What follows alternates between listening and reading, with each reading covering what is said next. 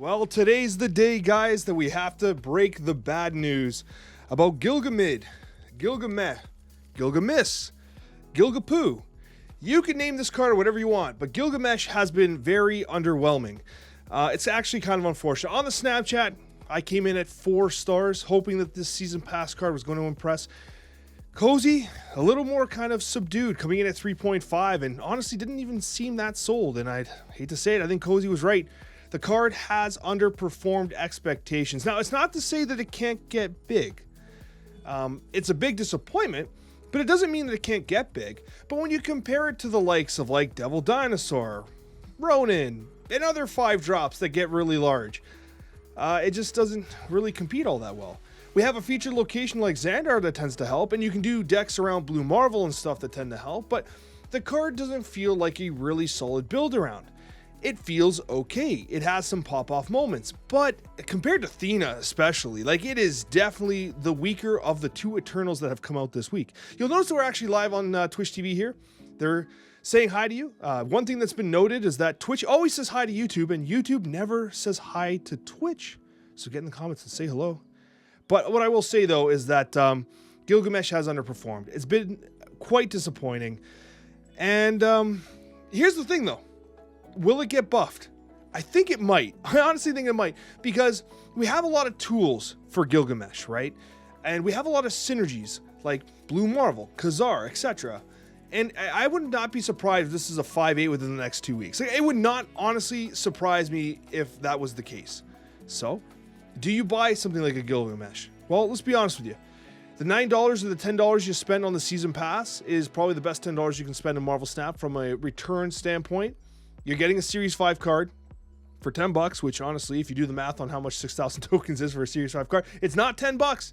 You get the weekend missions, you get everything. So at the end of the day, it's always worth getting the season pass. Of course, everyone's situation is a little different, but it's worth getting it. But from a power standpoint, it's just not there. It's not the build around card we were hoping for, and so you could probably skip it if you want to save your $10. But it's a season pass card. Does it get buffed? Potentially so. Let's talk about some decks here, okay? So when talking about decks with Gilgamesh here, there's a couple things you need to note here. Now, here's one that we were playing. Obviously, Zoo is going to be a major winner for Gilgamesh. And sure enough, it is a major winner. What we found was we were playing against a lot of Cannonball on the ladder. With Cannonball, we wanted some defensive opportunities to prevent Cannonball and Destroy from completely eating our Zoo. So we started with a Gilgazoo deck that actually had Black Swan in it, believe it or not. We were coping a little bit with Black Swan, and then ultimately landed on this, adding Cosmo and Armor. Is the deck good? We're winning games, but I mean, it revolves around Gilgamesh being the vertical threat. And we've got a couple highlights where Gilgamesh honestly pops off a bit, but I don't know. I don't know if Gilgamesh really pushes this archetype to the next level, but it does certainly help. With Gilgamesh, Zoo is stronger. That is without question true, okay? So if you're a Zoo player, Gilgamesh is most certainly an archetype card that really benefits that archetype. But elsewhere, it just doesn't feel as good. So as an example, for instance, right, we got the Eternals deck that I was playing the other night, and I was actually experimenting with both Gilgamesh and with Thena. And Thena was universally better. Universally better. Gilgamesh was so cuttable in this deck. In fact, I think Gilgamesh makes this deck worse. Honestly, Thena made it better. And that's not to say that, like, Gilgamesh is terrible in, these types of archetypes or whatever, but, like, it just goes to show you that I think that Thena's inherent power is higher than that of Gilgamesh. I feel like Thena long-term is going to be a card that you're going to see in a lot of competitive decks, whereas Gilgamesh will probably be replaced. And then we go to the deck that I was brewing with, right, Eternal Hawk. I like the deck. It performed really well, and actually, it's doing very well statistically on the ladder. Last time I checked it on Tap, it was running almost a 60% win rate, thanks to you absolute chads out there piling it to great success. And Gilgamesh makes this deck worse. Like, I actually think this deck is better if I cut Gilgamesh, cut Ironheart, make some adjustments, right? It's just unfortunate that Gilgamesh doesn't seem to be the kind of card that's working outside of different archetypes. Like, on paper, it felt like it had more universal appeal, and it still does, over the likes of something like a Baron Zemo, for instance, okay? Gilgamesh should be able to make some magic happen, but it just doesn't feel like it is. So I don't want to like go through all the decks and stuff like that. At the end of the day, I do lean towards probably, we had the Eternal Cannon. I showcased this deck as well, trying to do Gilgamesh with Cannonball and all that kind of stuff. It was okay. Once again, Theno greatly outperformed it. I don't know if Zoo will ever be able to compete, especially in its current form, against the likes of Blink, Hela, and other meta-defining decks. Lockdown Cannonball. I mean, Zoo is super susceptible to Lockdown Cannonball. That's why we had to run the Cosmos and the Armors and stuff like that. So I ultimately think that at the end of the day, Gilgamesh as a card is under-impressive. It definitely does not reach the 4-star expectations I had. It's probably closer to like a 3-star you're not all that excited about, maybe even closer to a 2.5-star. Going on the cozy route to the 2.5-star here. It's as mid as a Season Pass card can be, unfortunately. However, this is the kind of card that, because it's able to go universally in so many different decks, one buff makes it relevant. One buff, that's all it needs. At 5/7, it's a little underwhelming. You have to commit a little too hard into getting it done for it to be worth it. And that's just my opinion, right? Time will tell if I'm right. I'm right, the card's mid. Thank you so much for watching, guys. I really appreciate it. As you can see, we're live on Twitch TV. Join us on Twitch TV if you've not joined us already. We have a wonderful community here that I simply love engaging with on a weekly basis. And if you've not subscribed, consider subscribing. Hit the like button if you haven't already, and we'll see you on the next Marvel Snap video. This video is brought to you by Warcraft Rumble. There are a few games that can deliver on the promise of Blizzard quality gameplay on the go. You can play through a massive single player campaign spanning over 70 missions, as well as participating in daily and weekly challenges, including repeatable dungeons and of course, challenging raids. With over 60 heroes, villains, and monsters to collect, Warcraft Rumble gives deck builders an opportunity to strut their stuff, designing compositions to give them an edge on the battlefield. It's most certainly my favorite part of the experience, getting the opportunity to design new styles of decks and archetypes in order to take on the challenges I find within Warcraft Rumble. Warcraft Rumble is free, it's fun, and it's available right now for Android and for iOS. So if you're interested in vibing out and playing a fantastic game with classic Warcraft characters you've come to know and love, use the link in the description down below to get started. See, Squirrel Girl helps to mitigate Martyr's BS, right? Damn, Nebula can't go there, I don't think. Cosmo's great. Oh!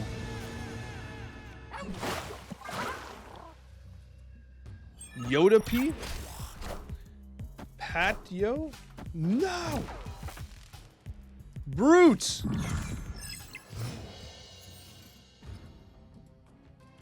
Oh, the humanity. Gilgamesh would be good there. But I think we got a Cosmo there right now.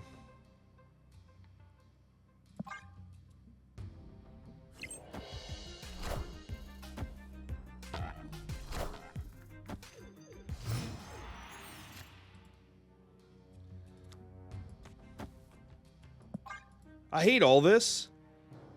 Mockingbird's probably our best play here. This is awful. Everything's awful here.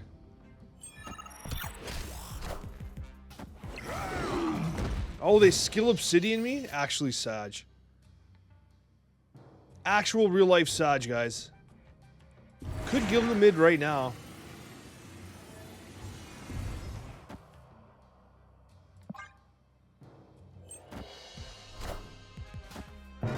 To get my M-N? Sad. I like their deck for what it's worth.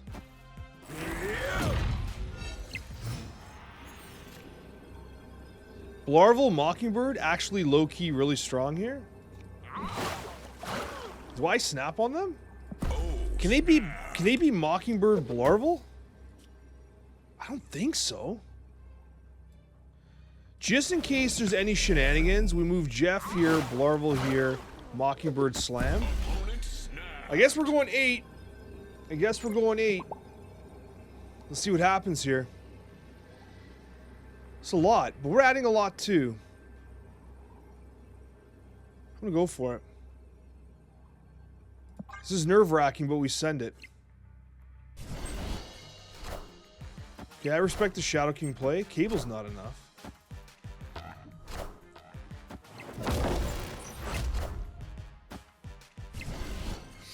Yes, baby! Let's go! Victory. That was nerve-wracking. But Mockingbird coming in with the dub. Yeah, GG's 100%. Mockingbird coming in with the dub. With Gilgamesh getting Shadow Kinged, no less. But Blarvel, Mockingbird turn 6. Wow. And it was just enough. We didn't win by much, but it was just enough. Gilgamid. What am I going to say in my review video? This card just sucks schnotz, man. Gilgamesh is so much worse than I expected. Sleeps. My 10 cuber sub. Thank you for the 10 cuber. I'm at a loss for Gilgamesh, man. It was supposed to be better than this. Gilgamid, Gilgapoo, you call it whatever you want. Whatever it is, it's not impressive. And I'm sad. I'm actually disgruntled. Gilgamesh, that's a great one too.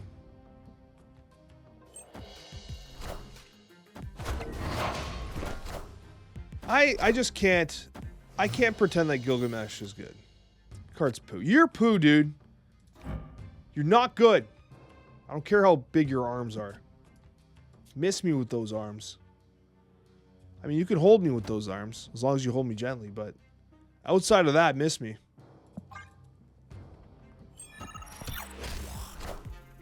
Oh my god. So we have to try to contest with Mockingbird there, obviously.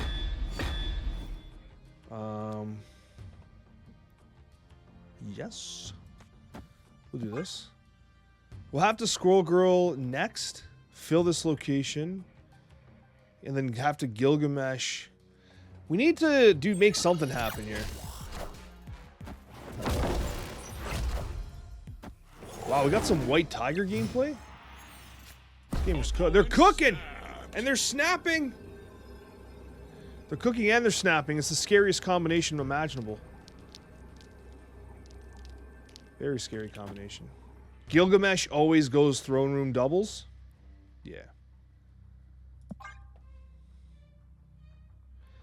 Playing Mockingbird right now feels bad, but I'm not going to bring her down enough.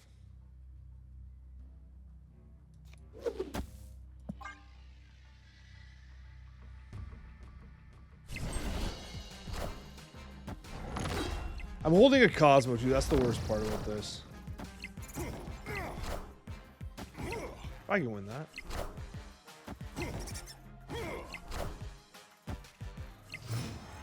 Gilgamesh actually wins here, despite all the insults I've hurled at Gilgamesh. Just in case, we're going to armor here, just in case there's some nonsense. But Gilgamesh actually pops off hard here. I would snap because we're going to win, but I'm not going to snap because I want to see the game play out. Gilga Clutch. There's your armor. There's Gilgamesh. Alright, so he's like, what, a 34 now? Turn 6 Mystique into what?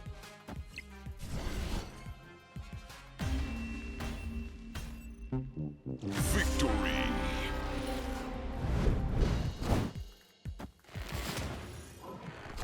Getting that one extra power on Krakoa, very nice. Now, we don't actually benefit too much from Krakoa, so it's probably best if we play Ravona here.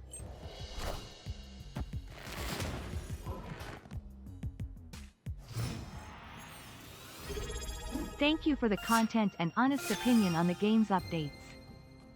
Hey, Shade, I'm so happy to be able to support the community. Thank you. Thank you, Shade.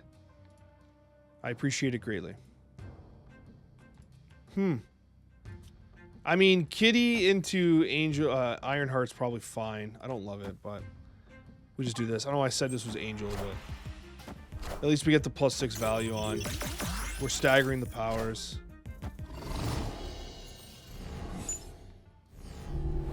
Okay, we get Gilgamesh out or Darkhawk for free here. Snap. Kitty, Wolfsbane. 4-1. This is pretty good.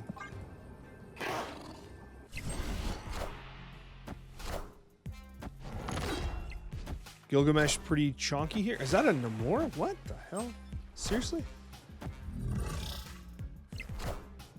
Oh my god. Oh!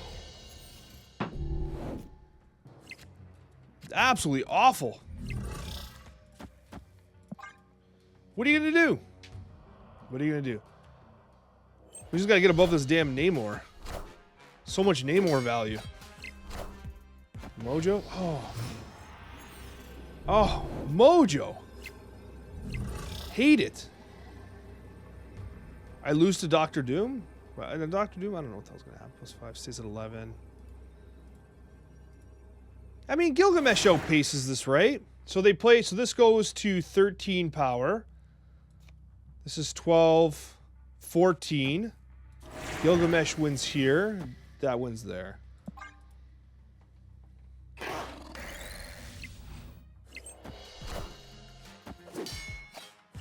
Gilgamesh. Chonky boy. Claw. Not what I expected. The surprise claw play. I'm glad we had Gilgamesh up our sleeve to get that done. Okay, we like Sanctorum. I like that people are coping with Chavez right now. That might be my fault. I brought Chavez up with Coccia on Snapchat and then didn't put her in a single deck. Imagine having Kitty Pryde, Squirrel Girl, Angela, Athena, and Jeff and not drawing a single one of them. Or Mysterio. Imagine drawing none of the cards that you can play early in the game and just the cards you play later in the game. That's what I've done. Doesn't feel that good, honestly. This land can never be fully known. What a disaster. Well, they're gonna get something.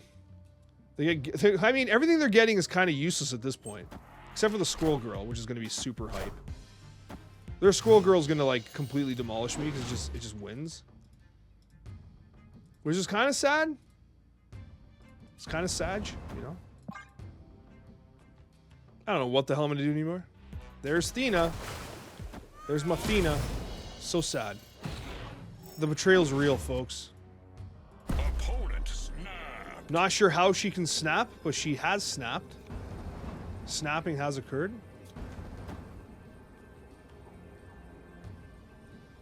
I'm a little distraught. This is not bad, maybe?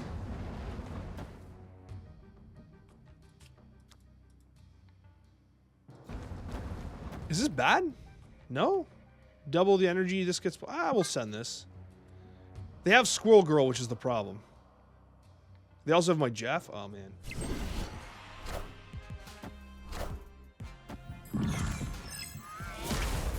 How come this bot snapped that?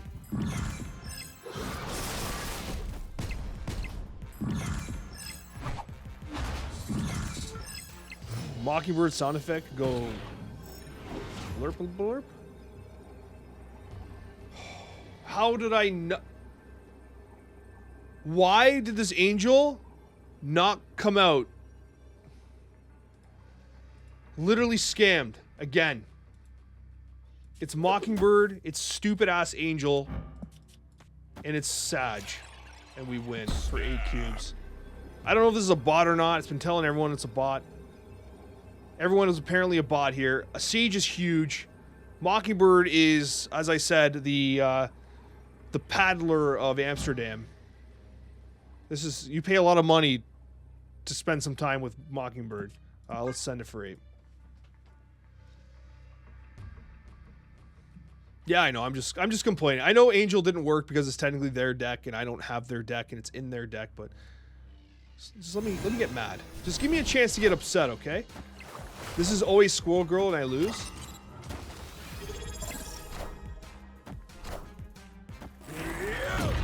What? They used my Gilgamesh against me and lost the 50-50? That's such a sad Gilgamesh game. Victory. That's such a sad Gilgamesh game. They committed everything to that lane and only generated 6 additional energy over my Mockingbird. For 8 cubes. That's so sad, man. Why does Gilgamesh kind of suck? Playing some Gilgamid today. I have been overwhelmingly unimpressed with Gilgamesh. Card seems pretty bad. But, I'm not going to say hilariously bad, just bad. It's had its moments. Xandar being a hot location is definitely going to help it a little bit. There's all this extra energy we got. It's pretty sensual. I don't mind it.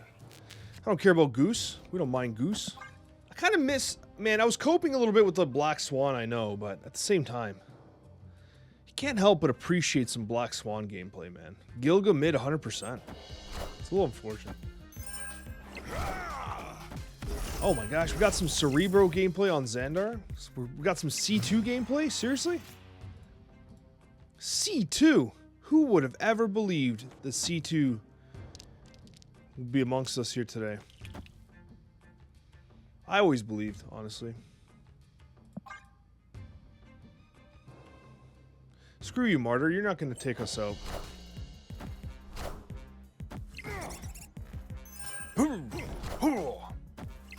Rabble, rabble.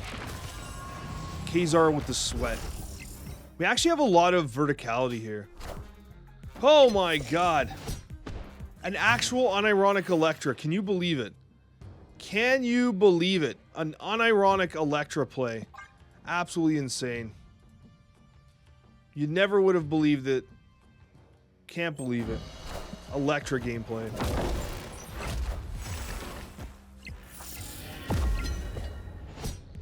Oh my god! Oh, the humanity! We just got Grandmaster... oh my god!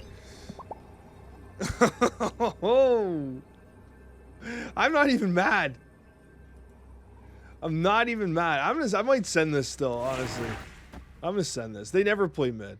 If they snap, I leave. But I'll give them the 2.